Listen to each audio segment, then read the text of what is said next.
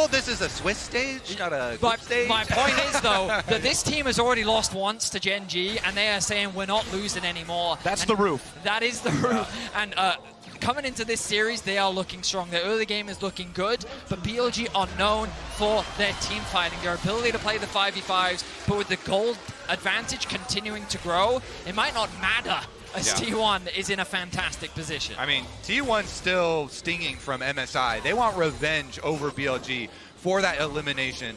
BLG taking them 3-1 and kicking them out. So definitely have a bit of an axe to grind on their side. Let's all remember, too, the level 1 that started out this game. Definitely, that was a lot of variance in that level 1. And this is going to be a long series. And you bring up the fact that they were eliminated by BLG back at MSI. Remember, this is not an elimination game here today. It is a promotion game. You guarantee a spot in the quarterfinals if you win this one, but the loser will still go on to play in that last chance set of games tomorrow. 3 best of 3s back to back to back. Show's going to be starting a little earlier, so make sure you tune in. 5 a.m. CET, 9 p.m. PST. But T1 now being challenged in this topside river as BLG move in to control the Rift Herald around the spawn of the second one. They don't want to lose out on more neutral objectives here. Faker has TP, but I like the look of that bottom push. They should just buy time for Faker. Push that wave all the way in. Yeah, just waste as much of BLG's time as they can. Keria and Gumayushi are so annoying to deal with right now. The Senna has so much range, and you pretty much got to throw enough at him to overcommit to him twice because of the save from the Kench. Yeah, so annoying. I mean, the Tahm Kench constantly just walking up into your face, bullying you off. And it looks like that's going to be all that they need, with Bin going to answer that bottom wave. T1, they rotate Faker over to mid and collect another objective, simultaneously taking the Rift Herald and mid lane. Just beautiful stuff from T1 here in this first game in the best of 3. Objective bounties are available soon. That lets you know the state of the early game here. Just 17 minutes in, and we've already got ourselves what looks to be a 4,500 gold lead. I mean, I'm just looking at that comp as well, and from my perspective, this was like a very difficult game for T1 to lose. Like, they have such a massive range advantage. Senna is one of the best scaling champions in the game, period. And when you pair that up with an Azir, you know, we talked about earlier some examples of long-range champions, Caitlyn, Ezreal, 2 really strong long-range champs that work so well at playing front to back. Senna works in the exact same way, and her range is only going to get longer the longer that this game goes on. So I feel like BLG are going to have to find some miracle fight or a big throw from T1 to be able to turn this one around. Yeah, and when your Gnar is solo killing and has a ginormous lead over the Renekton, oh yeah, that is going to be a lot more useful. Yeah, like you have no options in the side lane. You feel like your team fight options are limited. The push, like you can't contest it anywhere. That's why they picked Nidalee and went for a level 1 T1 are in a commanding position right now. They've caught bot, they've pushed that in. They've caught mid, they've pushed that in. You look at top as well, Faker having some cover from Ona. This was where we saw some blunders from them against Gen G. Gen G found some great windows to punish Faker when he was pushing in these side lanes. And he has been left isolated for the time being. Yeah. But he's going to play safer as a response. Yeah, and so much safer, too, for the Azir in those matchups on the side lane. With Dragon coming 30 seconds and Faker still having his teleport. I don't know exactly how many seconds left on Yagao's and how that's going to match up with the Dragon, but it probably should be up by Dragon time or pretty close. 15 seconds until that Drake. It is important to remember what you noted earlier, Kobe. It was a pretty late first one, so it's not going to be a fast soul stack even if they go 4-0. But you know that BLG doesn't want to allow them to just continue taking everything on the map for free. It is still a 5K gold advantage, though. It's so hard to take a fight in open ground, especially when T1 already have priority over this bot lane river real estate. Zeus is in position in the bottom lane. He's pushing up. Faker is back on the other end of the map, pushing up topside, but he's got his TP ready to go to join. Oh, he's joining. Yeah, he's ready. Here comes the fight. BLG feel like they need this. All right, keep your eyes on. That Rel engage would need to be absolutely nasty to win a 5K deficit team fight. Instead, they're going to decide against it. BLG will walk off, having watched T1 take the Drake. I mean, BLG were kind of in our position, just acting as spectators on that Dragon. They didn't even try to cross map anywhere. They didn't even try to do anything elsewhere on the map. They just wanted to try and find a fight, and T1 gave them no angles, absolutely none. They were funneled into that choke point. BLG didn't even try to get push in bot and then access via the river that way, because I think they were so scared of Zeus with the pressure that he was generating. Like, all 3 towers are up. They have full control over the map. A 5k gold lead.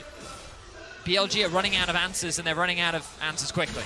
Yeah, I feel like they got draft gapped. They got level 1 gapped. They got top gapped. They got bottom gapped. There's gaps everywhere, but Yes, so many gaps.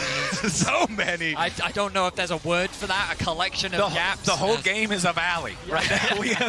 We have found our way into quite a gorge here, gentlemen. A great word, an excellent word. Yeah, I one of mean, the ones you don't get to hear too often. at this point, T1 can start playing around the Baron. They don't have the fastest Baron. I mean, of course, with the Zia, it's never going to be the slowest. But I guess right now they're looking to play for that tier 1 in the top side of the map. They want to try and move their vision, get control over mid, and then start threatening that tower. But BLG are pretty committed to defending it. They do, of course, still have Zeus' TP. They could look for a play with that. But here we are. They're looking to chip away at this tier 1.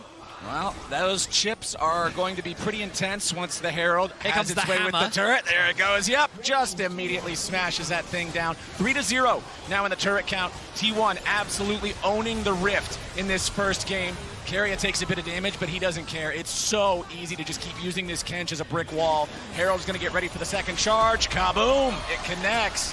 And because they were able to move so far forward up in the jungle, mirroring that same progression in the top lane with the Herald, they pushed their opponents all the way back, took control of the enemy jungle, exfiltrated safely. But it's not even just that. Look at the bot lane as well. Zeus keeping this pressure up, controls the bot side jungle too, has that control ward. There is that single ward for a potential TP flank, but that isn't an option for Yagao right now. And T1, they controlled the top side, they control the bot side, they're replenishing their wards, they're spending their money. 2 items now finished for Faker. A second in the works for Gumayushi. Yeah. And everything looking up for T1 here in the game 1 of this series. It's just so incredibly hard for BLG to find a time to fight, because you're down on these item power spikes, but also it doesn't get better for you if you wait. But there's a pick! Zeus getting jumped on. They're throwing the kitchen sink at him. Beautiful shutdown from BLG. That's the wrong side of Summoner's Rift, buddy. Little Mininar wandering into the dark forest here. That's the time to go for it for BLG. Yeah. But really, what can they get with that pick? I mean, it's so difficult, even with getting a person advantage, because your side lanes are both constantly pushed in by T1, so they don't really have objectives to go for, and they're even under attack as T1 continue to push in 4v5. Shun's health just brought down to half after Gumayushi laid his sights on him. 4 members actually putting pressure onto BLG. Faker with the damage. Yep, Faker now disengaging alongside Owner. They don't want to end up getting caught in too lopsided of a fight before their allies can move over and reach them. They do crash the wave into the mid lane tier 2. None of those tier 2 turrets yet demolished. Remember that top lane tier 2 was the one that took the damage from the Herald, so it's still pretty low. Backing away now is on the Hex Flash, finds Owner, forces out the flash from the Jarvan. That's a big summoner spell. That could have been lethal. If he had died there, that's a Baron start for BLG. And even though they find themselves behind, it's worth the risk, especially when you're not playing against the Smite's Owner. Needs to be careful, but he will get away with his life for now. T1 continue to play the patient game. We're going to look back at this pick from Zeus. You just have to look at the minimap. He's overextended. He shouldn't have been there. The rest of his team were nowhere near. There's nothing that they can do to punish elsewhere on the map. And just a mistake from Zeus. Even the best make them sometimes, but T1 is still enjoying an incredibly favored game state. You can see the goal difference over time presented by 8WS, just showing how it's been this up and to the right movement in that blue line for T1 ever since the very beginning of what you mentioned earlier, Kobe, kind of an aberration of a level 1. Yeah, and the only reason we're not going to see T1 go turbo mode and continue to push is because they also have the luxury, of this late game. So there's no reason for them to risk anything versus BLG, who have been able to work miracles out of other teams rushing fights towards them. So they'll continue on stacking those dragons, even though it is a little bit of a delayed pace. Maybe we see the point where Zeus' priority on his split push on the side lane, bottom lane, does result in a setup for the Baron, but I think only in a very secure setup would T1 actually go for that. T1 have pretty good turn off of the Baron, so after collecting Dragon, they might try and turn their resources towards that, do a 4-1 split push, and Whoa, never mind. BLG fight now. Shun just goes over the wall, and I'm pretty sure he doesn't want to be there anymore. Flash back away just to escape from Zeus' Gnar. It's sole point at 24 minutes for T1. I mean, I'm getting a little frustrated with BLG because, like, they should just be trying to cross-map. They should just be using multiple members topside to, at the very least, get some bounty gold back. Because you're in a situation where if you feel like you need to force a fight, then trying to funnel through that choke point at blue, that's the second time you've now tried to do that, and T1 have just made fun of you. So I feel like that BLG, if they do want to come back into this, they need to be finding other things on the map rather than just running face first into T1. Well, they're running into him again here as they try to find something. Once the owner of Gumayushi, not going to get anything back. And as Gumayushi just keeps farming all these souls, building that range like you were talking about earlier, Vedius, every single one of these attempted steps up is going to become more and more punishing as you take more and more Senna shots in trade. Bin going in, looking for Zeus. Mega Gnar back onto both targets. Elk tried to swoop in there, catch him off guard with a killer instinct, and Zeus just walked away from it. They opened a window mid. All right, they're going to be able to push at least half of it. BLG, this is the moment. All right, TP coming in. They want to try to stop this, find a punish. Knock up on two coming out from owner. Gumayushi looking to disengage back up towards the top side of the jungle. TP coming in now. T1 regrouping. Low health bars on BLG. Zeus is taking towers right now. Zeus did not join. T1 said, we're fine without you, buddy. All right, Bin is low. Still lots of free firing damage coming out from Gumayushi. Remember, there is no ulti available for Alcon. Goes in, finding a Magnet Storm onto 3, but he ain't gonna find any kills just yet. Honor's gonna die first. They take out the jungler second. Ben ain't gonna get it. Shun is down. T1, run them over. The range is lethal from T1. 4 versus 5. BLG just can't even get close to T1. And when they finally do, Carrier devours his mid laner and brings him back into the fight to wreak havoc. Carrier, he's not done. Oh no, he even stops Bin's recall. If he gets this croc here, there it is. Abyssal dive takes him out. And critically, this means his respawn is now desynced from the rest of the team. The lick hit confirm on the W. Tom Kench claims another. Let's take a look, because look at the mini-map during this replay. Honestly, while T1 are taking care of business, really good Cataclysm into EQ out there from owner, the Gnar is just taking towers on bottom side, and then they make the call with this ward here. Teleport in, they go for the turn. T1, they turn it around. Red buff is picked up. Carrier goes in. The shockwave doesn't do much damage at all. I mean, it's just a massacre. Bin's not even really in the fight either. They didn't have ultimate for him or for Kai'Sa because of the play they tried to make in the bot lane. And then Carrier is able to find is able to find this kill onto Bin. Just a one-sided stomp from really beginning to end from T1. That was the only promising opportunity that BLG was able to find, and T1 handled it with calm patience. And now with the Baron, they're looking to siege. All right, let's see how long this base can stand.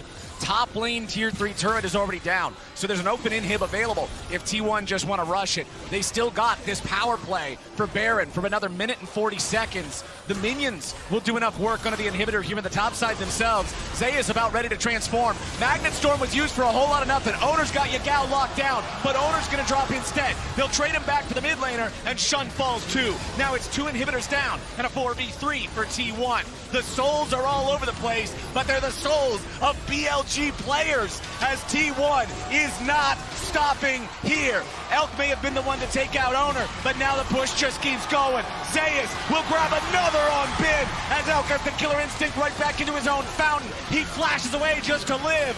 T1 just stomp BLG in game 1. Gary is having fun too. Oh, he is.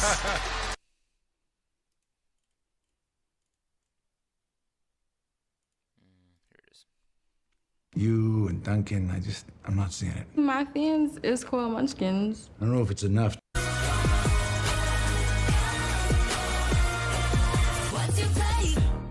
And right now, T1, what, they're at 1, 2, they're at 3 wins They're looking to make it 4 and qualify for the quarterfinals. So straight into draft as here Renata taken away from the side of BLG with Rakan and Maokai on the side of T1.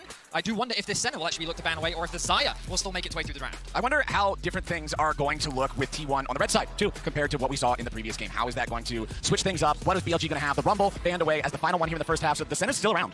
Yeah, Senna's still available. I do like some of the changes that have occurred here with BLG on the blue side, though, in trying to attack T1. They take away the Azir themselves, and Nico was already self-banned by T1, and those two champions were really at the crux of the resurgence of this team. Does mean they're going to give up the Xayah, so sought after in the bottom lane, but the duo combo here of the Orianna Jarvan for T1, that is some nice, sweet engage. The Renata ban is still a bit weird to me. Like, they put such a high priority on it, they really don't want Curry to get his hands on it. Yeah, I mean, they still ended up getting super pushed in bottom lane because of the Senna Tahm Kench, but I think that's what they're trying to avoid. You know, a lot of those, like, Kalista is available, so you don't want the Renata plus Kalista, you don't want the Renata plus Draven lanes.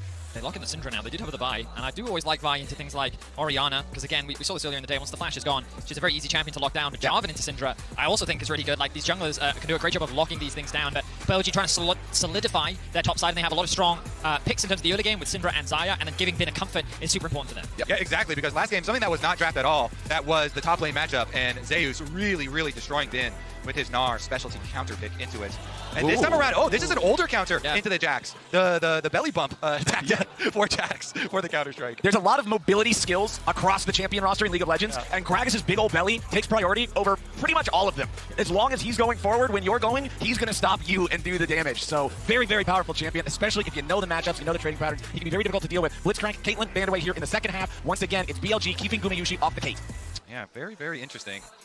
Seeing as how the Senna was just pretty impactful this last time around, I guess BLG are like, you know what, we level 1 invaded, and we really messed that whole situation up, so I guess they're accounting for it that way. Keria is such a good Tahm Kench, though.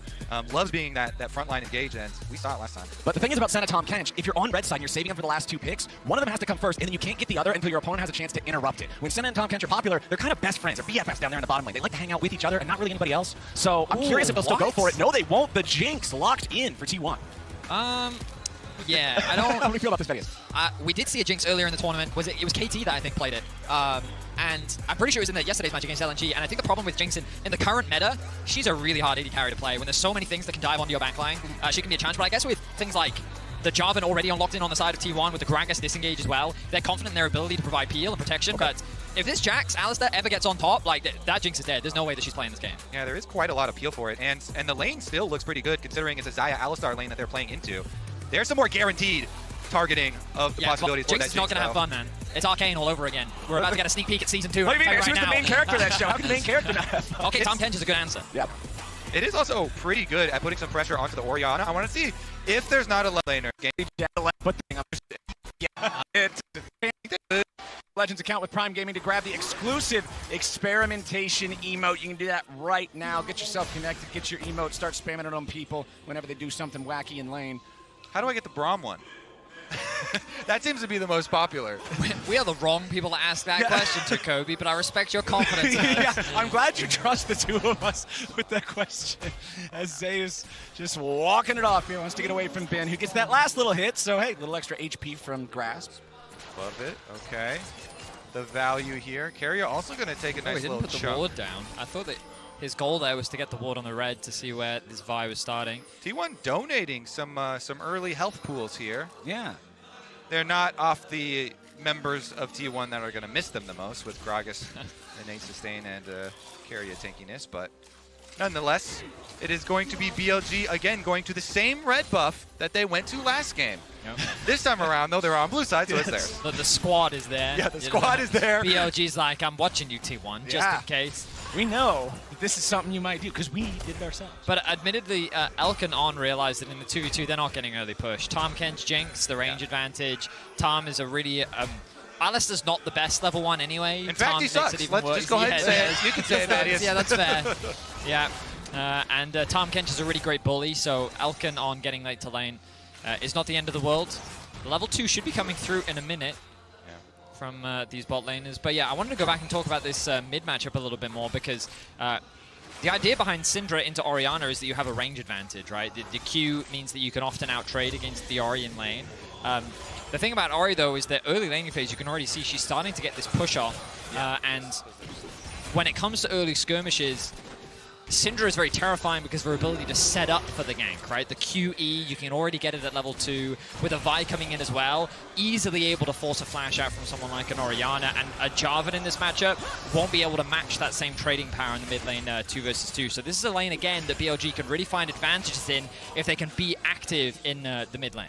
And the reason I love watching it so much is because you can ego on them from the other side of it. We've even had Oriannas getting the solo kills on the Syndras. That's true. Especially if you have unpredictable movement, like walking towards it and dodging some of these Qs and move up on them.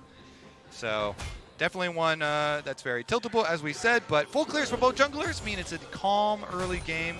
No extra influence here. It's kind of one of those things that we talked about in game number 1, Vedius, where we were like, oh yeah, I can't wait to watch top lane, and everything was bottom. We're like, oh man, look at these junglers, it's Jarvan and Vi, and they can both do so much, and they're like, full clear. Let's go ahead and just get those economies rolling. Now, Bin doing a good job, though, gets his grasp off, even as Zeus goes for the belly bop. Winning the mana war here currently as they both eat their biscuits. So it's a reminder. Oh, hang on a second. Might have to hold off on that as Jun navigates his way around the vision. I like this. We talked about the gank setup early on. Faker has no idea. Jun coming around. There's the stun. Scatter the weak. Faker tries to flash, but Yagal's got him for first blood. Counterattack from Owner, but doesn't look like there's a whole lot to get here. Nah, the Jarvan's probably not strong enough for this. Owner loses his own flash. That was a little silly. Yeah, they're going to be able to rush down the wave still here, too, with Baker teleporting back. Yagao is so good. That was beautiful.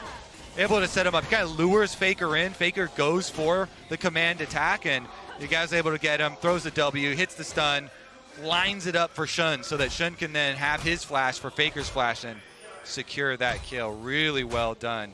Yagao, probably one of the least hyped up members because he usually, to your point earlier, Vedius, is playing a lot of Roam style champs and setting up teammates, but him getting first blood, so nice having Syndra get the early advantage. It's just also a lane that you can snowball. We already talked about it earlier, right? A lane that you can be active in early on. The fact that Shun choosing to sacrifice the crab because he saw an opportunity to make that play on the Faker, navigating around that vision, just very well played. BLG being active in the early game is the best version of BLG in my opinion. And the play is very straightforward. Low mana on the side of Faker as well. That auto attack from Yagao flying as he flashes too is actually what cements the kill, as Jun is able to flash after and provide that damage. Been getting kind of low, but I don't think he's too worried right now. Keeping my eyes on the minimap as well as to the presence of the junglers. Owner pathing away as he moves towards his wolf camp. Bin? No. No. He's just saying don't. Oh, he is! Oh, it Oh! does! Zeus went back in thinking he might find an outplay, and Bin just beats him on the head with a stick. Uh-oh, no flash Faker. Faker doesn't get hit by the Scatter of the Weak, but it doesn't even matter. The unleashed power should be enough. Faker's just buying some time. Beautiful from BLG in game 2. Now this is BLG. Bin, I thought he was just saying, don't you dare come for these minions, and I guess he was.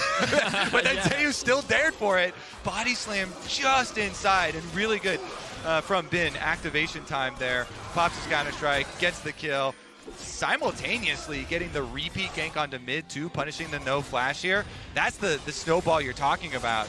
They're so vulnerable, these mages, when they don't have it, and it's going to be a knock-on effect. Dominoes here will start to fall. Shun picks up the dragon as well. And you look at Owner and you're like, where can you do anything, right? Maybe you can look for a kill in mids, maybe, but Yagao still has the flash, and if Vi is there, you lose that 2 versus 2. Top lane doesn't really have enough damage or options to be able to find a play in. Chinks, Tahm Kench, is this really a lane that you can enable in the early game? T1 feels very stifled, and Owner's kind of responsibility is to mitigate BLG's early options, but that hasn't happened. BLG have found great plays in mid and a big confidence play for Bin. After getting solo killed in game 1, he now finds a solo kill for himself on one of his most comfortable champions. All right, let's see where our junglers end up getting involved once they hit level 6. You can see those EXP bars on the side of the screen creeping ever closer to that point. Both of those ultimates incredibly effective at setting up some plays as Bin wants to go in on Zeus, who knocks him back into the cask. But the Jack's still so strong, man. Hang on. Such an iconic pick Here for we go. Bin, and he's not afraid to use it. Zeus gets killed again. Bin is just tearing him apart. Yeah, I was thinking Zeus just used everything in the first engage, and then he just waits around and stands there and watches them, watches the minions. Been doing such a good job. He always gets his counter strike off, gets his auto attack off as the body slam has been coming in. And this is the repeat gank. You're asking where's the level 6 of the jungler is going to go? I believe there's a few more seconds still as we get back to live left on Faker's flash maybe. Yeah, a few more seconds, but looking back at this kill, very clean, very easy for Bin. And we talked about a confidence play. You can see the confidence shining through for him now. 2 kills top, 2 kills mid. The top side of the map dominating for BLG, a 2K gold lead already 8 minutes in. And the pings are coming through for Herald, and what can T1 do about it? The truth is nothing.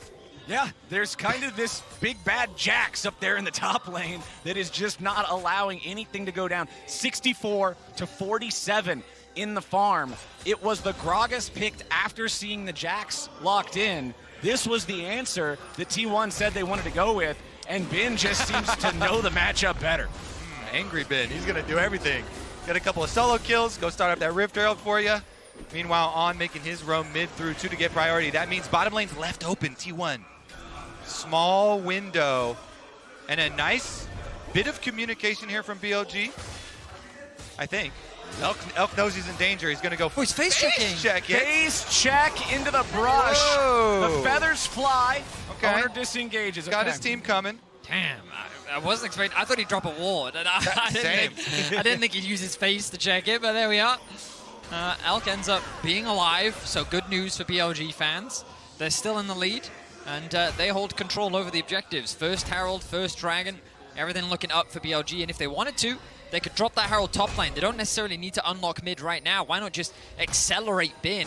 We talked about how difficult it's going to be for Gumayushi on this Jinx to play these late game fights. If you're this low mobility AD carry that doesn't have those innate dashes, it's only going to get harder if Jax gets as fed as he's currently getting. On the other side, maybe just let Bin stay in his arena and have Also some true. fun. See about the roam time towards that bottom lane though that we're talking about. With Scuttle Crab coming up, with Minion Wave pushing in. Tom Kench though, carry is level 6. It's just such a good denial pick. T1 trying to play some stall game, but BLG's pace that they've set is very quick for this game with all the extra kills that they've been fed super early on. They certainly will have the ability to snowball this. Yeah, 2 kills plus a Drake, or 4 kills plus a Drake for a 2K lead, excuse me, just 10 minutes into the game. Total gold on the left side of your screen. You can see BLG, BLG, BLG at numbers 1, 2, and 3. Not a very good sign here for T1 as the Herald is summoned up in the mid lane. That's going to give even more money to Yagao. So far, it is just the BLG show.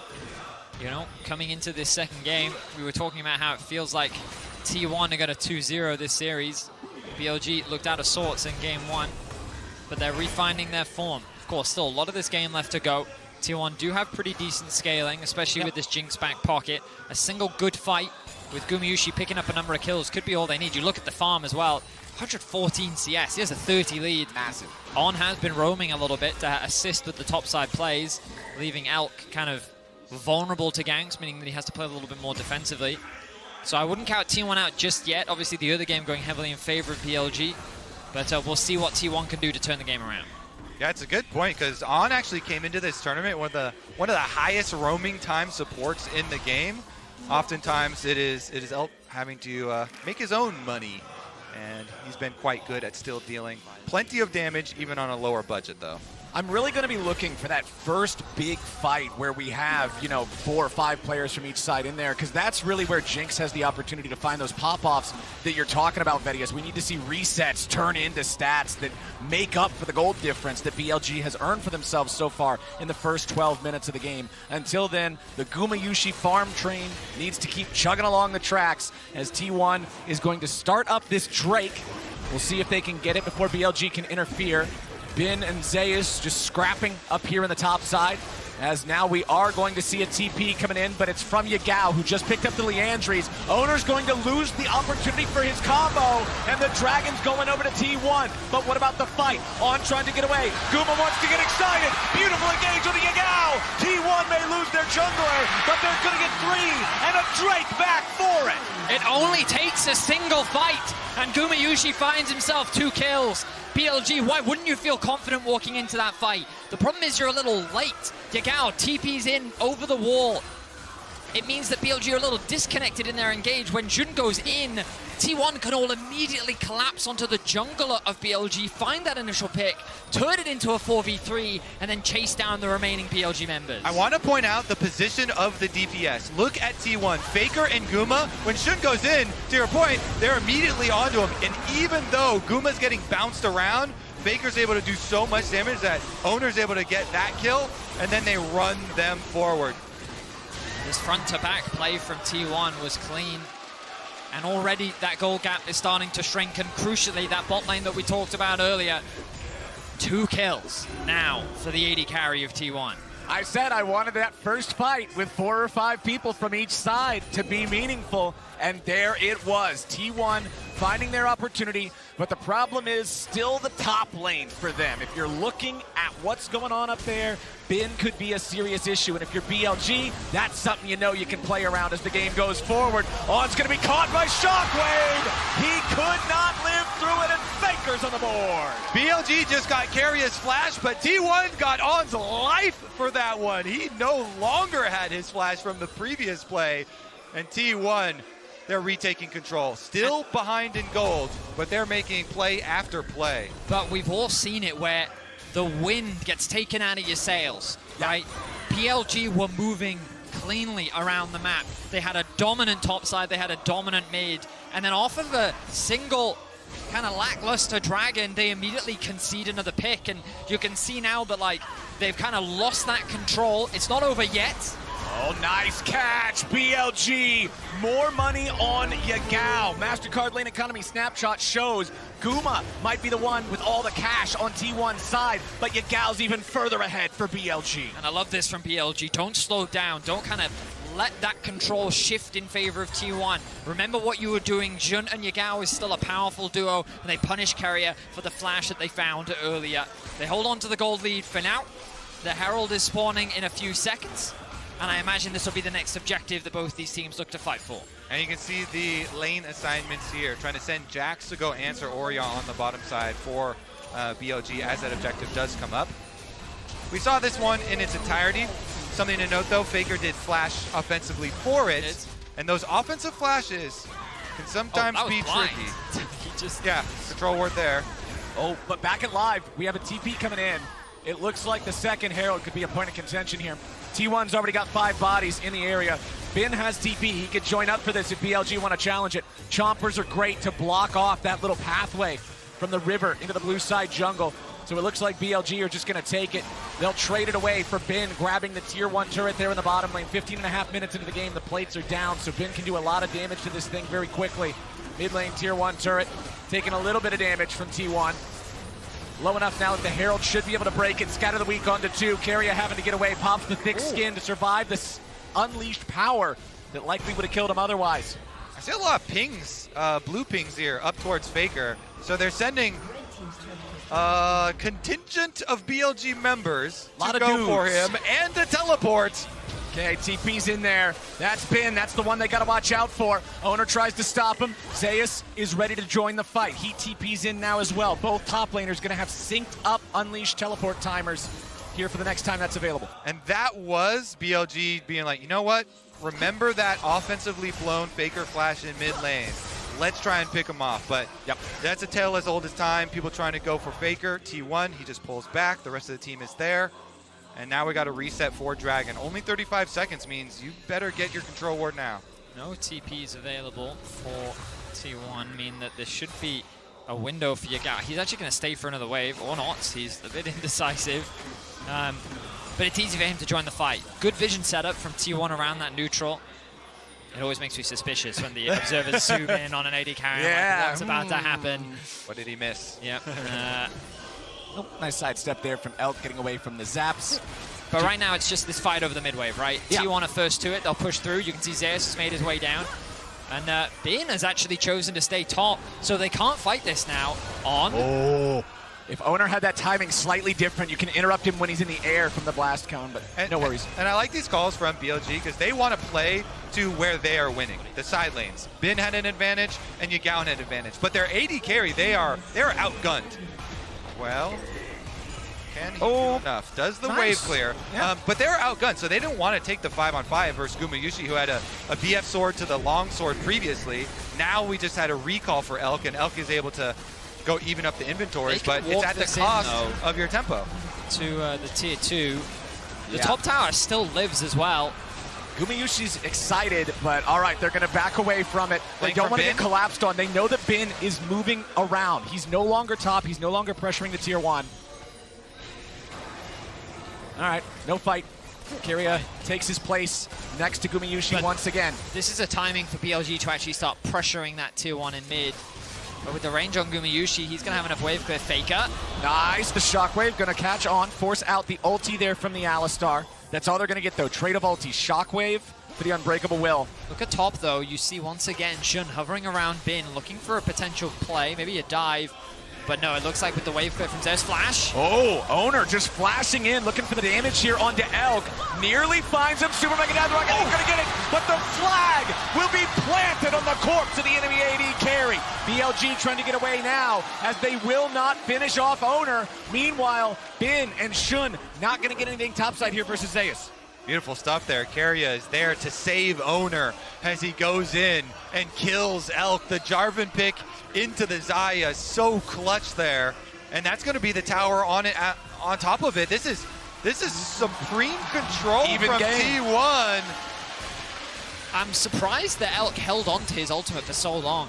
Look how much damage he takes before he throws it out. He does have flash himself. He could just flash away here to safety. Gets hit by the zap. Now he ults. At this point, you're just guaranteed to die. And then Carrier with the flash devour means that the Jarvan are just guaranteed to die. Just flash away here to safety. Gets hit by the zap. Now he ults. At this point, you're just guaranteed to die. And then Carrier with the flash devour means that the Jarvan lives. There's no way to get that kill because he has the shield. And frankly, a bit of disrespect coming out from Elk. I feel like he had so many tools to live there, but he didn't want to burn them, and he ends up burning them all anyway. Yeah.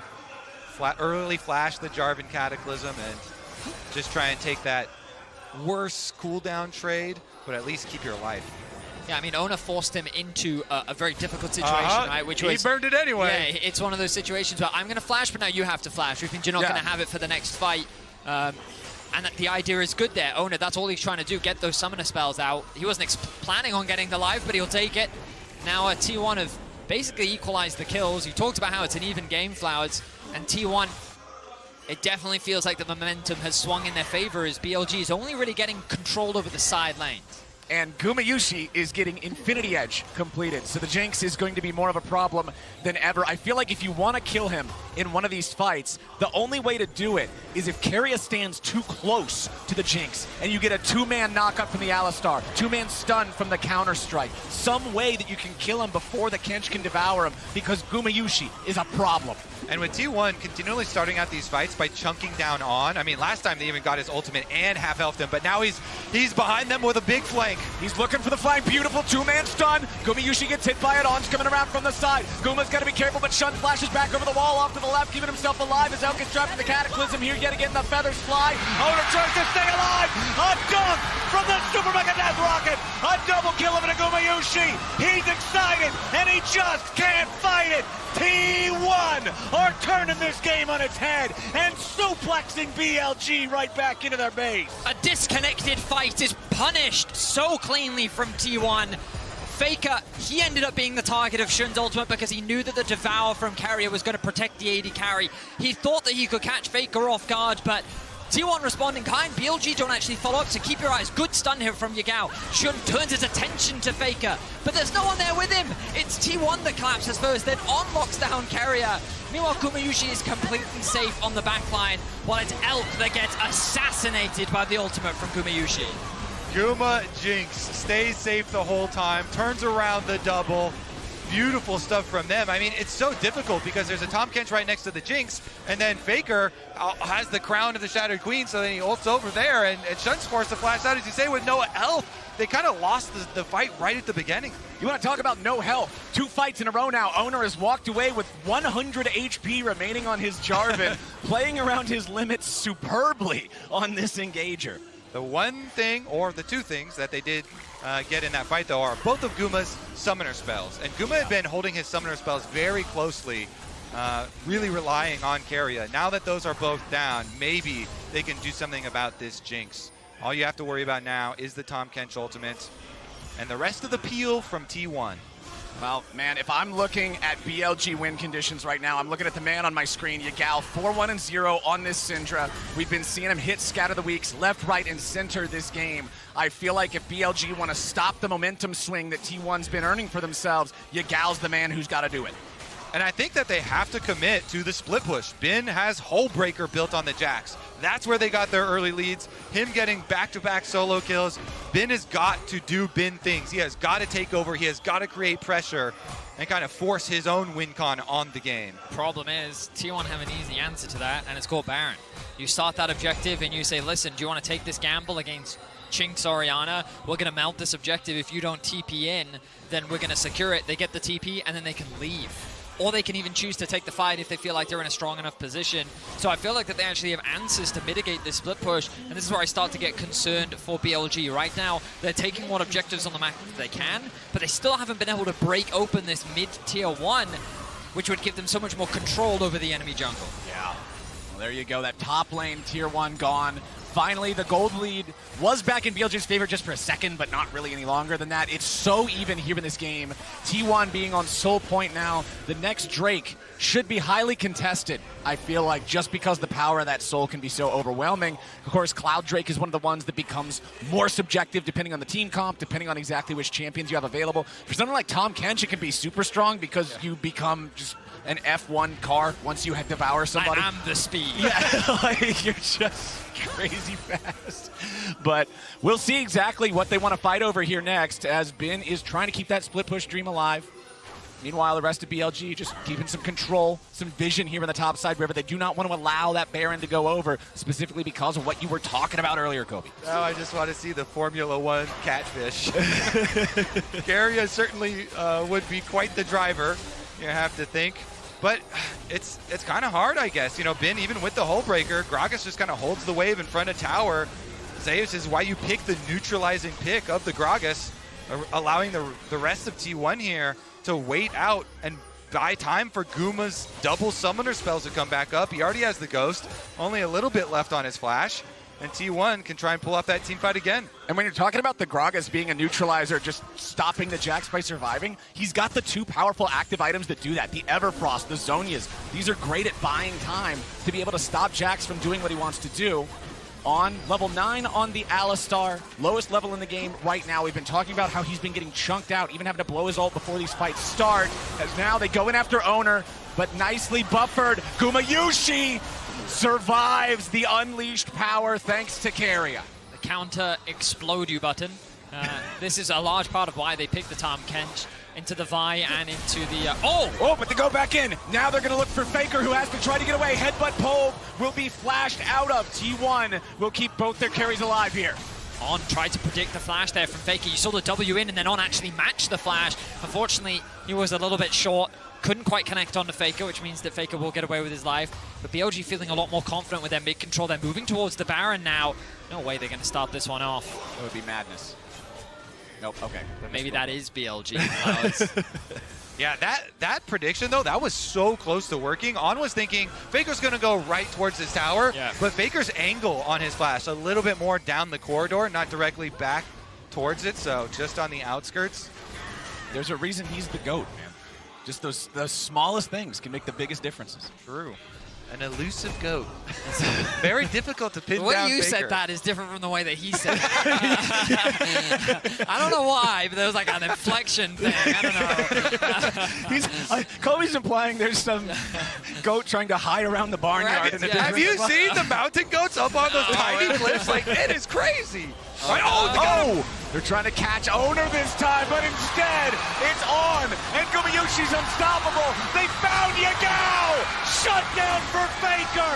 Enemy mid, dead! Enemy engaged, dead! Baron is the target for T1. T1's gonna get that for sure, unless Shun does a crazy miracle, but they're sending Zeus right for him. The two bouncers here, Carrier and Zeus, gonna make sure he's getting nowhere near that thing. It's not getting Nope. an opportunity to even try. Oh, but they got him with the tongue lash. Oh! Elk after flash over the wall. Elk with a potential massive outplay, and Zayas goes into the stasis, but he keeps himself alive. Gumayushi is dominating, and Bin will not find the stun here with a counter strike. They got the Baron. They got back into mid. They kept everybody alive. T1 have grabbed control of this game. Unbelievable. The early game was so dominant from BLG, but we talked about how they only need a single team fight. Owner finds the play. On thinks that he's caught Owner off guard. Yagao and On, they think that they see an opportunity, but look at the minimap. The rest of BLG aren't anywhere near. Nice flash from Owner, the follow-up from Carrier, the kill from Faker. Everything is so clean. And then you see here, Shun trying to get something back, but it's just not enough. Yeah, they try and push down mid, and then Elk here, looking for the big burst play with the Blade Crawler. He flashes it through, but Zeus has his Zonias. He's able to get over to Carrier. Carrier devours him. Faker as well with his Zonias.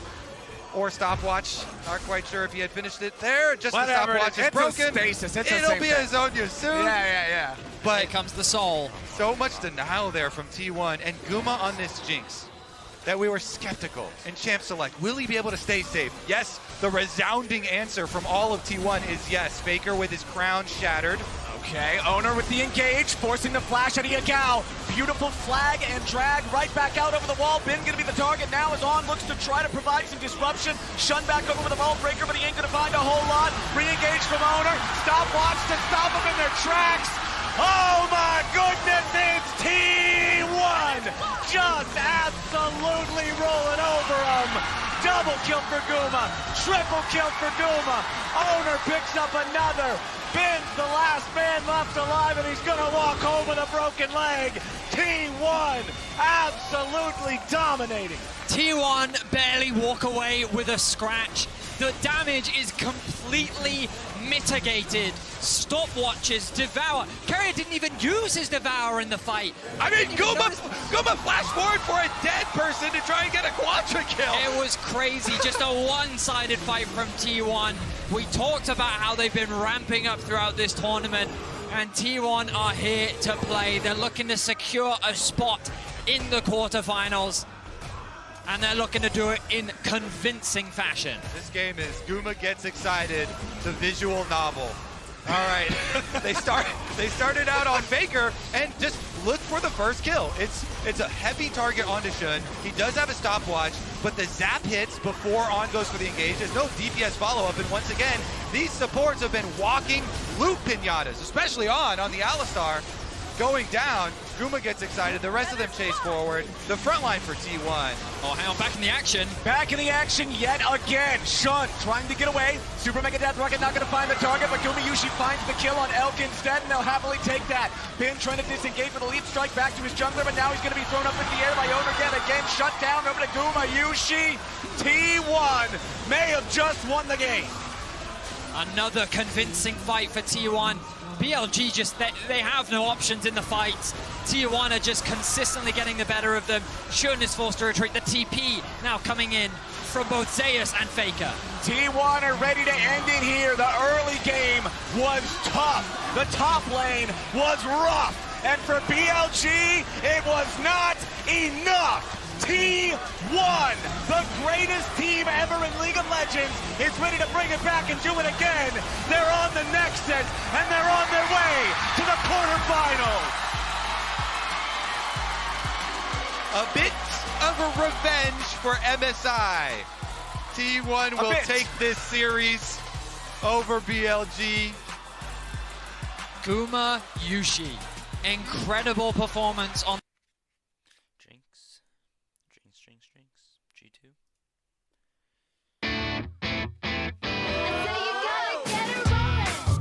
Twinings, drinking life. And Doug. And Doug says you can customize and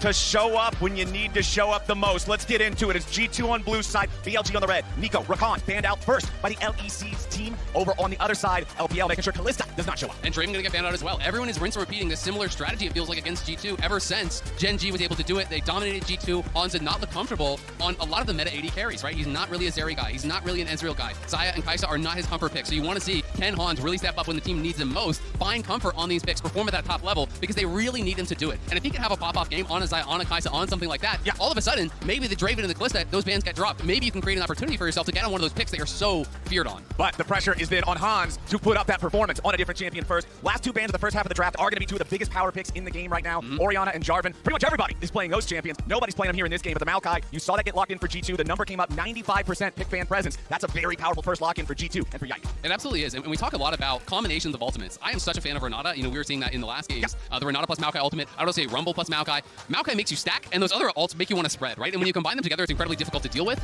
The Rumble is going to be available for Broken Blade if he wanted to go that route, though it hasn't been, you know, one of his primary picks. He hasn't actually played it so far throughout the event. Whoa. But it's going to be the Cog Braum. This is one of the LEC specials for G2. People have been asking, where did it go? If you're not comfortable on the meta picks, where are these other picks you look so good on in the LEC? And finally, backs against the walls, G2 will bring it out. It's the Cog Braum special here. Hans and Mickey, if they can show out on these picks in game number 1, maybe you end the Draven Kalista bans, because this is 5 straight games now that has been banned against them. No one's going to change it until you show you can beat it. First 3 picks on the other side, though. BLG, they're also going to lock in a powerful tank jungler in that Sejuani. They're going to pick up the Xayah in the bottom lane for Elk, and Bin on Jax. We know this man can get things done on the champ. Absolutely. Bin on Jax is frightening. Hans, though, 9 games on the Cog this year, won 8 of them. So really was one of their primary picks, you know, that the people kind of knew as one of those pocket picks that they're terrified of. I'm so excited to see what the answers are going to be here. What is the combination that they're going to put down, you know, with that Xayah in the bot lane? Rakan obviously banned out. G2, I'm kind of expecting to focus more bans down towards that bot side. Are they worried about some of these range picks, these enchanters? The Bard's going to get taken away. Are they concerned about things along the lines of the Renata as well? Because they're not showing hard engage with their first 3, so I don't think Renata is as big of a concern. Right. Because you can play a longer range, more measured style of comp. I think Azir is a smart ban alongside what G2 are showing, because again, it's a non-committal comp. They don't have to go for this hard engage. You can just throw down the Maokai, use that for setup, use this Kog'Maw. It's going to create the zone of control with that Braum, with that Maokai, have Hans go crazy. And I think that really functions well with a control mates like Azir. So smart bans so far through here. And the Renekton takeaway is just removing some of that comfort from Broken Blade, you know, trying to put him on a matchup that he's not going to be as practiced on against this Jax here. But this is a guy who brought out a lot of flavor picks as well, and they're going to be interested to see if any of those will pop out. Right. You know, we saw him bring out things like the Kled and the Swain against Renekton in the LEC playoffs. We've seen him bring out, you know, Yone. He can play obviously the Cassante. He can play things like Ornn. He can play really a wide breadth of picks. And I think there's a lot of different options here. I mean, if you can get a high DPS pick for Caps, I still think something like an Ornn has merit here for G2, and you can just go simple scaling, full 5v5, and look to win in that way. Well, let's see if they do want to lock in this pick here. That's Sylas, the power to steal away the ultimates. Maokai has long been a priority target for it, but instead, they're going to go with Melio. They're going to answer the power of Kog'Maw's range by enhancing the range of their own AD carry, as well as having the massive power of the ulti to just say, you know what, forget Maokai, reset button. Exactly. You have that AoE cleanse. It's an AoE heal as well. So you have that Maokai ultimate coming down, and you want to pile in, you want to follow up off of that, but Melio is going to say no to it. So it is going to be Caps, very likely, locking in the Jace here. Poppy, I would be expecting to go up towards the top. Of course, there is possibilities that the flex ranks around get really weird, but let's be honest, I'm not expecting it. You know, so it should be Poppy top into the Jax. That's a strong matchup. You do have the advantage, I think, for quite a few levels, honestly. And if Poppy's doing well early, even on one completed item, you can definitely brawl, you can definitely compete. So you're going to be strong on that side lane until Jax has multiple completed items, as long as you are staying in parity. The question is, can you compete in the 5v5? You know, how is that going to work out here? Because BLG, you know, with that Melio, definitely giving a lot of added strength here to Elp. The Talia, a really controversial pick. We've seen some great games on it. We've seen a lot of losses on it, though. It has an abysmal win rate here. And it is something that is potentially going to be pretty outranged by what G2 have drafted, but at the same time, G2 do have 3 melee champions that are going to be trying to charge in, get in on top of the Xayah. And when you're having to walk into and attack this Talia, it becomes this that is the side effect to be even within the there stage. Sides can split the map. Before we giving on, make it full runs. Yeah, sure that they can make a really high hopes being with the top return to and deserve defeat. And you and I were G. They're looking at Gen G as favorites to be able to win the whole thing, and we were talking. Be kind of whittled down here by this Enchanter support, by the Melio, plus the Xayah. Obviously, Q poke from the Xayah can come through. The bouncing ball, I think it's the, what is it, Omega Fire Kick, I want to say it is, or Ultra Mega Fire Kick, there you go.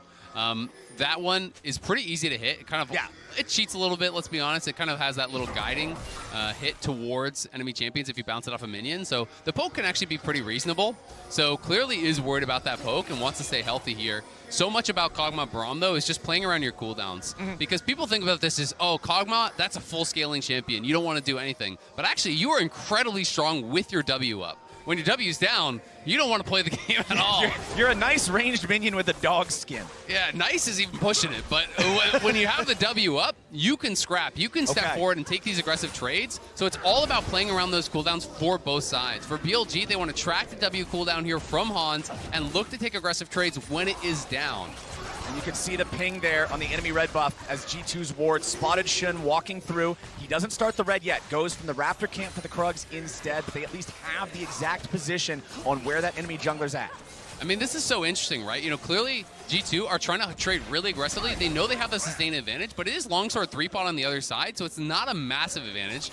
Yeah, both AD carries also playing biscuits here. So 2 potions already chugged here by Hans, 1 by Elk. They wanted to try to trade it really aggressively. You know, maybe he was even intentionally not buying to try to walk out on the map and see what the buy was from Elk and then adjust his buy to that. You know, that could be possible, that he wanted to see, okay, what kind of style are you playing for? If you're going to go call, maybe I go a less kind of defensive style of build. So maybe that was intentional and I kind of made a miscall on it, but it's going to be interesting to see how the sustain works out and if they're going to be able to survive down in this bot lane 2v2 early on. Well, it is the early lane control for the side of BLG as Elk and On will get that massive wave crashing into the turret. Hans will pick up as many of these as he can as Elk will just try to get whatever poke there is to find while this farm is demanded underneath the turret. You can see up in the top side, it's also the push going the way of BLG there too. Bin's in control, mid lane's telling the same story. It's triple lane priority in the first couple levels for BLG.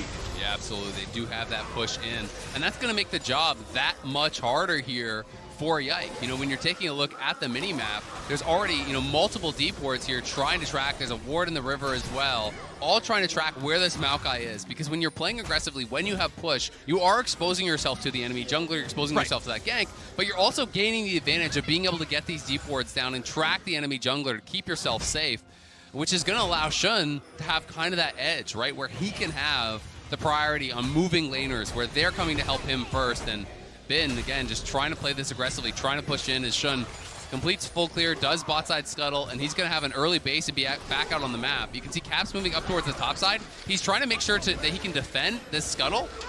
It is a pushing wave in towards him, but they want to secure that topside scuttle for Yike, and they will be able to do it. Yep, it's going to be junglers both doing full clears, +1 scuttle crab. Everything settles out even. Yike throwing the sapling into the enemy jungle. Now he's going to make his recall, but it still is tempo advantage for Shun because he's back out onto the map as Yike is doing the recall. Exactly, and you can tell Yike with the first strike, he is going to be solo AP. You know, it is going to be very likely just on hit cog. Yeah, there's a little bit of mixed damage, but let's be honest, it's mostly solo AP, so he's very likely going to be Demonic Embrace, so we mostly see that into tank mythics. Ooh, as Hans, nice. Oh, Hans is getting real low.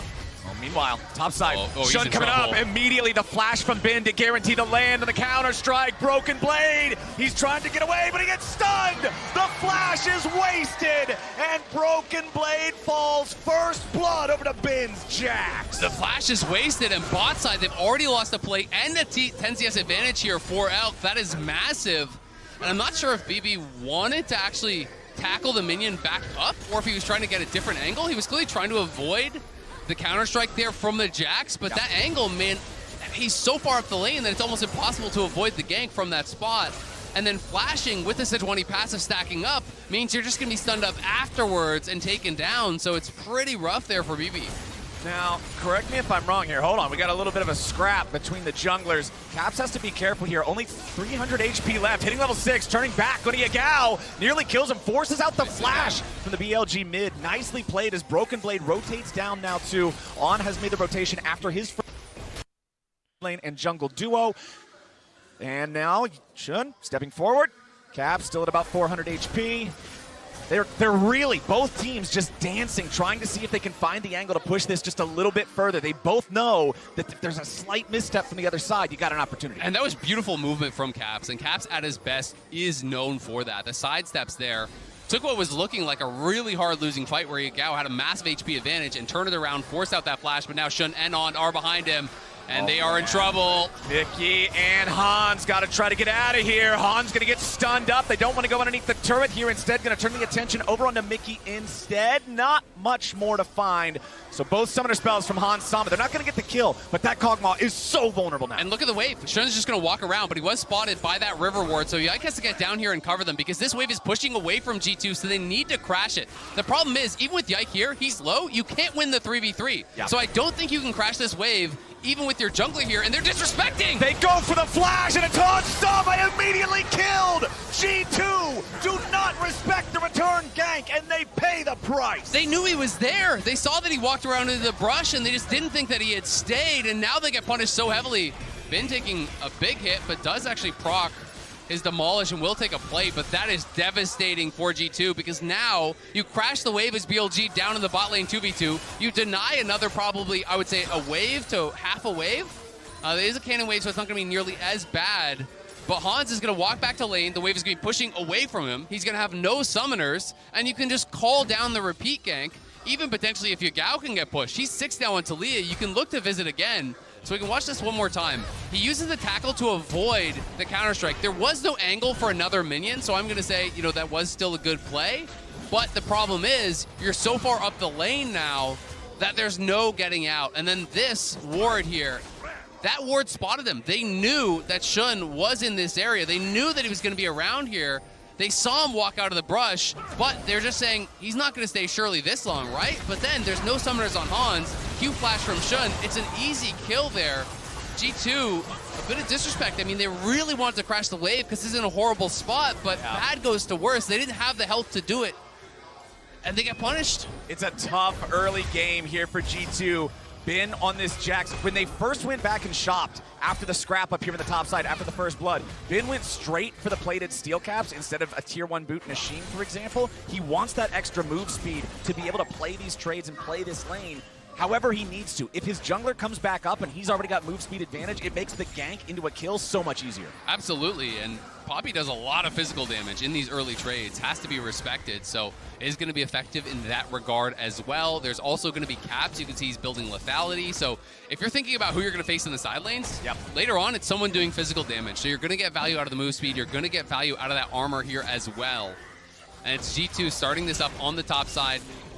BLG are aware of it, though. The question is, are they in position to challenge? I would say no. With the push from Broken Blade, he can move down. Poppy has so much value in these early skirmishes. So G2 will get an objective here and get themselves onto the board. And honestly, they needed it. Everything up until this point was going BLG's way, so getting some extra gold into their coffers from a nice Herald charge could be what they need to make sure they don't fall too far behind. Look at Yagao, though, cheating down. Anytime he moves down, they have to be worried about the ulti down towards bot side. They have to be worried about the potential dive, and they're setting up a trap. Shun comes in, not quite going to find the engage on Yike, and now he turns it around with Twisted Advance. Cap's trying to put some DPS into the BLG jungler, but On has made his way up into the fight first. He still might have the Breath of Life if they need it, but he's not going to cast anything too early here. Beautifully done by Yike. Really nice movement. Sidesteps the ult, then Twisted advances to avoid the shove, but they do force the flash off Mickey because he was on the roam and he thought they were going to fully commit to that. So he flashed over the wall, and on top side, it's BB's going to have to let that ulti expire. And unfortunately, not going to be able to get anything from it. But Bin just playing this matchup so aggressively and creating a big CS advantage there. He's just the master of this champion. To me, has been the best Jax in the world, it feels like, for a while now. When you think back to even his Suning run and some of the best tournaments that he's performed in, it's always on this iconic Jax, and he is way out ahead. You can see that BB and Hans both down alongside those supports nearly at the bottom. On, gonna get hit with the winner's bite here. Immediately backing away with a cozy campfire for the extra heals. That campfire also close enough to Elk to give him the extra range to continue providing covering fire as the support backs away. The whole time, it's Yagao and Shun working together to take the first Drake of the game. Not a super early one. Almost 11 minutes in before we get that first Drake, so it's not gonna be a super rapid soul stack. But I will say, bad news for G2, you know, if you're trying to hope for a bad soul to come up as, oh, Caps. Yagao flashing away again. Caps doing a good job making sure that the BLG mid laner does not have that summoner. Yeah, really good job. Just lying in wait there. Wants to punish him as he's threatening to roam to bot side. Camps in the brush, forces out the flash. But it is going to be that Chemtech coming up next, which means it's not a Chemtech Soul, which means there's really high potential here because we got Cloud and a Chemtech. So you're getting a Primo Soul guaranteed this game. So now I think we're going to see teams really put more priority on those Dragons because whether you get Ocean or Hextech or Infernal, whatever, you're going to be happy. But BLG instantly spot the TP, and they are running for the hills. On is the target. Caps wants to try to find him. A little more damage from long range coming out from Hans Sama's Kog'Maw. Needs one more living artillery. Ain't going to hit it just yet. On dies! Hans Sama dials it in. Nicely done. Hans fully commits that. They needed that kill. They get it on Hans. He is on point. The LEC sniper raining down hell onto On, knocks him down. It will cost him a plate in mid and the TP plus both summoners from Hans, but still, they're getting some momentum. They're getting some gold onto this Kog'Maw, and that's absolutely something that they needed from this position. You can see though, Shun walks over that topside vision, so he has been spotted. There's pings around him, but it's a second plate going to Yagao, so that is a lot of gold given up. Man, and they knew to go after Melio as well. I like the fact they didn't even waste time from the very start of the play. But now Caps just immediately jumped on by Shun, walks behind the W2, but it will not matter. Yagao puts him in the dirt underneath the rocks. BLG, kill number 3. And that actually really hurts because you TP bot to help get your bot lane ahead. You lose all of the waves to do that. Then you walk back, you immediately die. So now potentially losing a third plate. Plus, I would say he lost between 3 and 4 waves doing this in this whole sequence of events. So now we're going to see Yagao, you know, from way behind in gold to now he's actually going to be about 300 to 500 gold ahead off of this play. So it is a pretty big swing in mid lane, but that is Caps getting this bot lane ahead. And BLG reacted quick. The instant heal for the move speed. Elk is pushing into Caps, trying to create space because he knows that On is the one that's vulnerable. He has his ulti to disengage. He's going to be fine. He gets a root down on the Caps. But Hans flashes forward, pops the ghost, nails multiple ults in a row, and this is just beautifully done here by BLG. Caps moving to the side to try to get that vision down. You stack the passive, you land that stun first. It guarantees the ulti to follow. And the fling there as well, and now not even gonna get the charge maybe. Yeah, the Herald is destroyed before it can attack the turret. Yike and Caps both at half HP. Yagao and On singing a similar song as Broken Blade makes his way into the bottom lane with the Unleashed TP. Elk fighting it off using the ulti and the flash to they get don't see himself him. out. Ben is coming around from the side. He's gonna go after Hans. The Jax has arrived, the counter-strike is down, and Hans Sama's out of there. He wants Broken more. Blade might be number 2. He's waiting on the Steadfast Presence to fade. Ben's going in. Flash into the empowered auto attack. He's going to be stunned up into the wall, but it will not matter. Double kill for the Jax Copter. He's got to try to get away now. The Caps is coming in to try to take him down. Shun's in the middle of 3. Ben stays alive with a TP coming in for BLG. Nobody on their side dies, and it's 2 more kills for the LPL's number 2 seed. Gigabin going off in the bot lane, the counter TP. The staff starts spinning, and Jax ain't stopping. He's charging in for that second kill, flashing in under the tower, takes down Hans, takes down Broken Blade, and you can see it in the MasterCard lane economy snapshot. That advantage in the top lane is huge already. I feel like almost every time we see one of these, there's at least one going the other way, but it's all BLG here. You can see G2 know we need to get Hans into this game. First it's Caps TPing down to the bot lane to help him out. Then it's Broken Blade TPing in as well, but they had no eyes on the teleport here from Ben. No way out for Hans because he's missing those summoners. And then Ben, he realizes, I've got this. I can actually take him out here. Flash forward. There's the W. Flash from Broken Blade to slam him into the wall, but he can't pick up the passive buckler, and On is there with the shield to save him. And then in goes Caps, but On held the breath of life the whole time. Baits him in, has the heal to keep Ben alive, and it ends up being nothing there for G2. The shields from the warm hugs, the healing from the cozy campfire, the healing plus the cleanse. These words sound so ridiculous when I'm saying them in this situation. I was just looking, you're talking so serious. The warm hugs were critical there. But it's true. The soft blanket that Melio put on his teammates. The love and care with which he healed them up from the breath of life. The comfort that Melio gives to the Jax saved his life, man. Ben gets away with that. He's got his Divine Sunderer now. Respect. The bane of all tanks. The Jax is now in primo real estate here in the side lane. Well, man, On just walking around the map, giving out some warm hugs, you know? you're really loving this stupid name. It's great. It's great. All right, let's see. It's a vibe, man. Let's see if G2 can make any sort of a stand against BLG here for this second Drake. You already mentioned the fact that these are the two usually least desired souls. Yeah. So if BLG can go off to a 2-0 Drake lead, you're going to feel really good about it. And it looks like G2 are saying, you know what? Gold deficit's too big. It's a fight in open ground. Too risky. And look at the topside summoners. There's no flashes on the top side for G2 whatsoever. I think it's pretty scary. Caps could potentially be taken advantage of there. Yes, there's missing summoners on the other side as well, but I think inherently BLG in a better spot. They had the inside track, so they will get it, and it's going to be Infernal Soul here.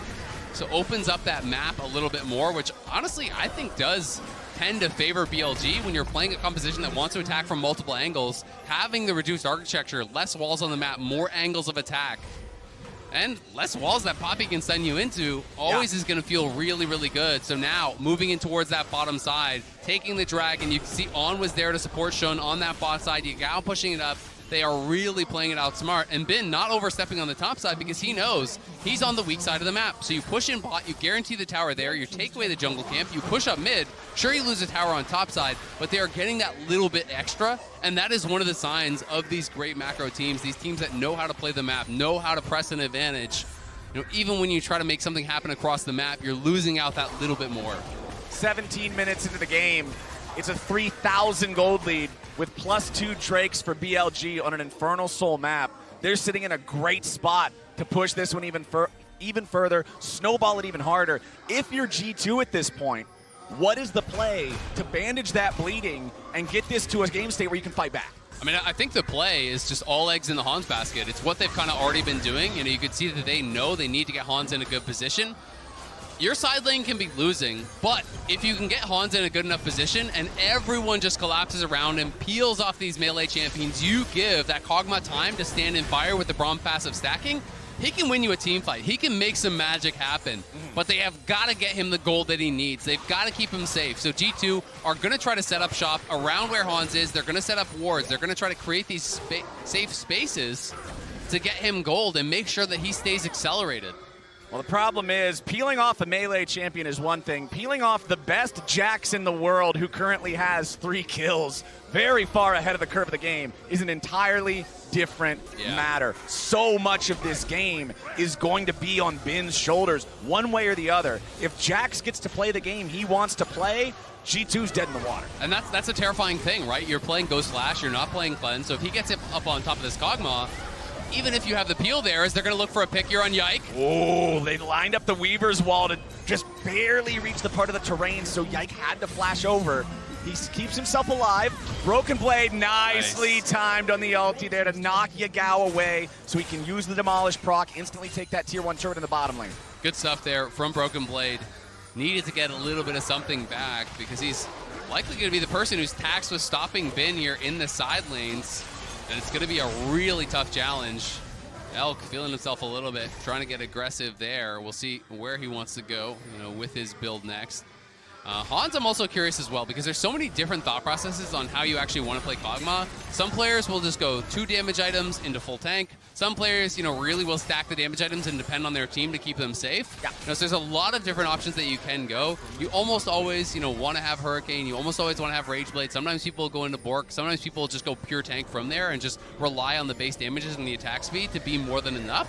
You can also see Mickey going Locket. You're going to go those most kind of like altruistic, the most helpful items towards your teammate. Kog'Maw's the main character. He is absolutely the main character. You're the supporting guest. It's protect the president in this one for G2. So going to be really interested to see where Hans takes his build. Does he feel like he's going to be safe on just purely damage items with his team's peel, or does he feel that he needs to build some resistances and some safety himself? And we're talking a lot about Hans because he is on this champion that almost always commands its entire team to play around it. Hold on now. On face checking. Caps ready to bring it down, but it's Yike with the sapling that ends up getting the kill. Caps drops the hammer there on, who tried to check the brush with his Q. Didn't hit anyone. He's like, oh, guess it's safe. But Caps was recalling there and liked his chances in that one. Gets the freebie, plus gets both summoners off of On, which is really nice. It's those kind of plays that you're going to have to get. And you can see that G2 really focusing on topside vision, look at the wards that they're kind of littering around this top side, around the Baron. There are, of course, some BLG wards for potential flank angles there too, but G2 really putting emphasis on this. I think because they have Cog, they know they can shred Baron, and they're expecting BLG to play towards bot side on this next Dragon, and that leads them to believe, hey, maybe we can actually make some sort of a Baron rush play or get a turn and a pick if we can control vision. So step one, controlling vision. They're trying to do that. We'll see if they can go forward from here. Big moment coming up. 5 seconds left until the third Drake of the game spawns. It's sole point if BLG takes it. Big stuff. G2, you can see they're already gathering their players here in the bot side river to try to stop it. They're rushing the Drake on spawn. Yeah, they got it. I mean, Elk was on a recall. Yagao was topside, Bin based. Maybe BLG try to go for a fight afterwards, but there's no shot you're actually going to be able to get that Dragon. Seismic shove onto Mickey. Shun's going to be knocked away. He stays alive for now. Mickey needs to retreat here too. With Shun taking that much damage, BLG don't want to push this any further despite the lead that they have. Really nicely done by G2. You can see BLG really was prioritizing item completions.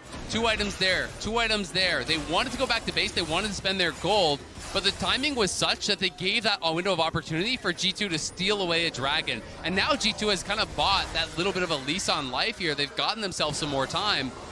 And BLG must maintain vision in this area because Cog can absolutely blast through a Baron. He is one of those really fast takers. And BLG has not been able to maintain river control. They are now moving in and are going to try to probably clear out some of these wards though. Man, if you're Broken Blade, you have to be so respectful of Bin's Jax. Now, you mentioned the 2-item power spike.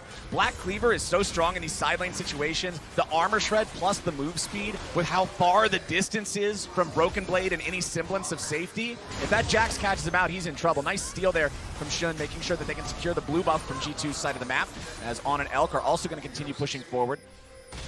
And just a minute ago, we showed Bin maybe in some trouble. They're TPing in, they want to commit. Yeah, they really want to go after this. Bin recognizes it, tries to flash away. Now Elk's ready to fire back. Goes for the blade caller, but he ain't going to find anything yet. The feathers fly. Mickey tries to step it out. Elk's only got 300 HP remaining as On wants to block that nature's grasp. BLG disengage it. Caps and Mickey both very low. Elk at about half HP. Bin also down to critical health. He needs to do a recall. Bin's got the Unleashed TP still ready to go. Caps has one of his own if he needs to take a recall too. Yeah, G2 really wanted to commit to that play. They commit the TP, the flash as well from Caps. They can't get a kill, but they do at least get the flash off of Bin. They get the ulti off of Elk, but the question is that enough? And I'm not sure because there's a lot of summoners spent. Mickey flash, Caps flash, Hans as well with that ghost. And now they're saying, you spent too much. We're going to make you fight us right here, right now. Caps is TPing back, but Mickey is very far away, and Bin is threatening this flank. Caps with a little bit of poke, only onto Yagao. Cozy Campfire is really good in these situations. The AoE heal over time keeps these health bars topped off against some of that poke. G2 trying to approach, make sure that BLG don't just get uncontested control over the river. Shun coming into the mid lane. Cap's going to be caught out. Shun still looking for him. Cap's at 25%. Remember, he already used his Unleashed TP to get back to where he is right now. So if he recalls, he has to walk back. Good job from G2, though. They closed ranks around Caps. He was missing his flash, so he needed everyone else to step up and be able to keep him safe in that position. If he dies there, it is absolutely devastating. It's likely going to be a Baron start for their opponents. So good job by G2 getting themselves out of that situation. The battle rages on, though, for Vision of this top side. You know, it was just about 2 or 3 minutes ago. I highlighted there was a huge amount of wards from G2. Then BLG come in, clear everything out. Now G2 again takes control off the resets. They're reestablishing vision control. It's going to be so much about this. And BLG, right off the reset, back towards that topside river. There's clearly so much emphasis on this, and there will continue to be throughout this game because they know both teams really can threaten a very quick Baron. And man, I got my eyes on Elk. We've been talking a lot about Hans because the Kog'Maw is the main character of G2's squad. But Elk on the Xayah, this is a champion that when played to its maximum can absolutely carve up a team fight. And Elk's the kind of player that can do that mechanical performance. He's the man with the knife. He's looking to do some carving. Let's see if Caps can get away from this one. Yagao brings in the Weaver's Wall to back up Bin. Guarantee that this is not a fair fight. Bin's on a rampage. Caps is in a coffin. What can G2 get back? Anything? I don't know. I mean, you get mid-push, but that's going to be about it. Because if you overcommit, you're going to get double TP'd on. Both the TPs are up for BLG, so you can't really push too far here as G2. It would be a bridge too far. So Bin TP's out towards mid. Yagao just continues pushing towards bot. Broken Blade's looking to answer, but you can see on the minimap, There's kind of this little skirmish, and now he's just going to TP up towards topside. They're going to force the Baron right here, right now. BLG's ready to go. Caps is still dead for another 15 seconds, and he doesn't have TP when he respawns. Yagal's got to make sure he gets back to safety, flashing out of the way of the Glacial Fissure. Baron's still going to be burned down. Yike, looking for an entryway into the pit. They're not wanting to burn it down too low just yet. It's going to be slain by Elk on the Xayah. Frontline, tanked up by Bin, but he goes golden, keeping himself alive. Yike's going to die first. Blade Caller locks down Mickey. It's 2 kills, and Baron over to the side of BLG, and a double kill for Yagal. It's the LPL forcing fights around missing cooldowns, missing summoners. This is their bread and butter. They kill Caps on side lane because he had no flash. They start Baron because he had no TP. They know they can make it happen. They know they can find the angle to do it. They secure it with the Xayah E plus the Smite. That combo very strong in nailing down these Barons, and Maokai does not have a good secure. And they immediately get the Drake right after for Soul Point. Isaac, behind the scenes in a previous series, you were telling me about how you think it's one of the strengths of the LPL. The region plays so well around missing cooldowns, and they just showcased it here again with BLG's series of plays. Absolutely. This is one of the strengths, one of the hallmarks of the best LPL teams. Is a lot of people in the West will say, well, why are you fighting? There's not an objective. The LPL will fight to get cooldown advantages. The LPL will fight to create these incremental edges where they can then slam home an edge because you're missing a summoner, you're missing an ult, and they feel that is enough to make it happen. So they go here. It is a bit of a flip, but they have the edge of the Xayah with the Feather Pull to try to secure it, and they're able to turn. They're always going to win the fight because even though Caps is going to respawn, he has no TP, so he can never join. So even if that's stolen, BLG are confident that they can get the fight win, get something from it, and now have a massive advantage, nearly 7K here in the lead. And it's going to be so hard for G2 to come back from here. They're down so much, man. 7,000 gold lead. Soul Point Baron still up for BLG for the next minute and 15 seconds. I mean, just look up at the top lane, right? It's 3 completed item to 1 in the garage sale here. And now the Baron buff is going to be there for Bin. And tanks cannot clear minions against the Baron buff. It is one of their big weaknesses against these split pushers.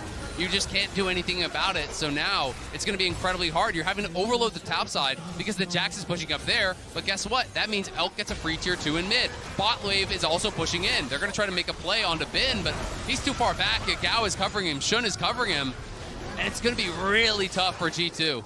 Once Jax has the Zhonya's Hourglass, it is so obnoxious to try to kill him. Yeah. Cleaver has ability haste, Sunderer has ability haste, Hourglass has ability haste. Mickey's trying to go in and make something happen here in the mid lane. Shun is back over the wall. They got to be careful. Yagal firing off the Weaver's wall, but nobody's going to be caught. Elk stepping up, auto attacks him with the turret. Broken Blade trying to use the Keeper's Verdict, but just lets it run out instead. But again, they're buying time for Bin, right? They throw out these ultis, they throw out these cooldowns, they draw people here, and then Bin takes the turret top. And as you say, once you have the Zhonya's, when it comes time to a team fight, you jump on Hans, you press Counter-Strike. As Counter-Strike expires, you go into Zhonya's, you come out, you Counter-Strike again. And Hans cannot walk past you to fight. Nope. He has to respect that or he'll die.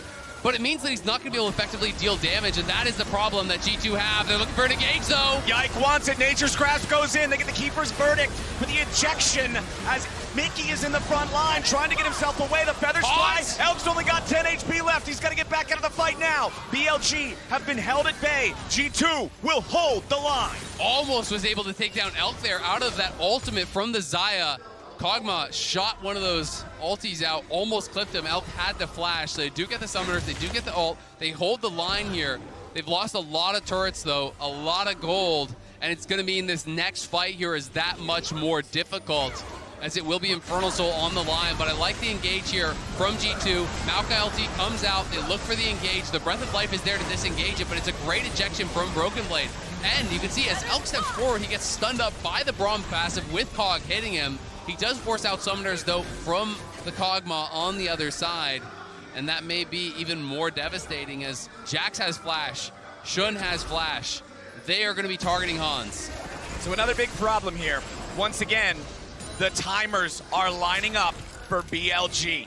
They have a really good situation where if they rush this soul on spawn, they can grab it, and then there's still 20 seconds before the Baron's up. So it's not like G2 can just try to trade that. If you can hard force this soul, immediately translate that over to Baron, you're in a great spot.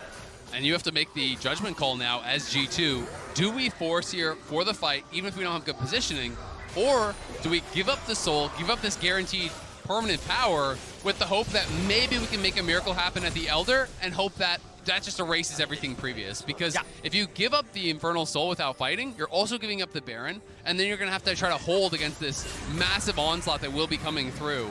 So G2 have to decide, can we actually hold there, or do we risk now? Because if you fight now, you're betting your whole game on a fight where Hans has no cooldowns. It's one of those situations in the game where all of your plays are low percentage plays, and you just have to find the highest one of the low. What's the best one? Yeah, that's the trouble of these kinds of situations. And it's a situation that BLG have managed to play so well enough to force G2 into. Oh, look at Yagao, he has an angle here. Yagao looking for a Weaver's Wall, fires it off, separates Yike from the rest of the team. Seismic shove, ain't gonna find a mark just yet. Nature's Grasp flies out, Shun trying to block it from the rest of the team. Broken Blade here in the front line. Not a whole lot coming out of that one. No, not going to be able to get much. They do get the ulti off of Shun and Yagao, though, so relatively even trade. And G2 clearly have drawn the line of the sand. They're going to fight here. They're going to fight now. It'll be all about Hans.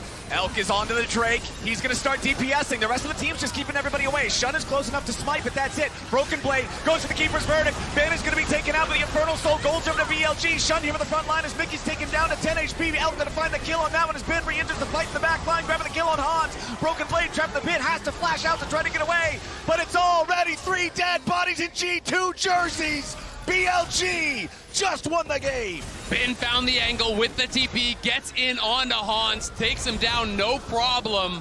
They get the Infernal Soul. They're going to head up towards that Baron. They don't feel that they can close it out just here right now, so they're going to try to guarantee it, grab both of these buffs, and then they're going to have everything that they need to make this happen. And again, Ben, you can see him on the side here. G2 are marketing him. They actually knock him out, but watch this. On the minimap, he TPs. He TPs to this ward instead of running back. G2 did not expect him to get there that fast. He gets right in onto Hans. Smart stuff there from Ben. And on the other side, the Dragon was secured. BLG, no doubt about it, looking in form today. And if you weren't already thinking it would be an impossible challenge here for G2, now the GA comes in for Ben. Now the 4th item comes in for Elk. Everything is there. Shun picks up the Anathema's Chains. Guess who that's going on? It's going on Kog'Maw. There is one player on BLG who has even died this game, and it's the support. These guys are playing some immaculate League of Legends here. Ben on the Jax, 5-0-1, making choices like what you were talking about to go for the unexpected usage of the TP just to catch them off guard and secure yourselves a team fight win and a Soul and a Baron. Mickey stepping away from the Seismic shove. Still on top of the Unraveled Earth. Keeper's Verdict again. Gonna try to find that removal as Caps has to go into the stasis. Elk now in a spot where he's gonna fight off 1v4. Finds a killing spree on Caps. Elk still alive, but finally gonna be shut down by Hans. Yagao and Ben have made their way into the fight. Flash forward, counter strike. Shun leads the charge. There it is. There it goes, baby. BLG just stomp them. BLG, they're going to take this game, a clean game 1 against G2, 16-3. The Soul to their name, both Barons as well, make no doubt about it. BLG are here to play. It's the last series before the quarterfinals, and BLG come out swinging. They'll start it off 1-0.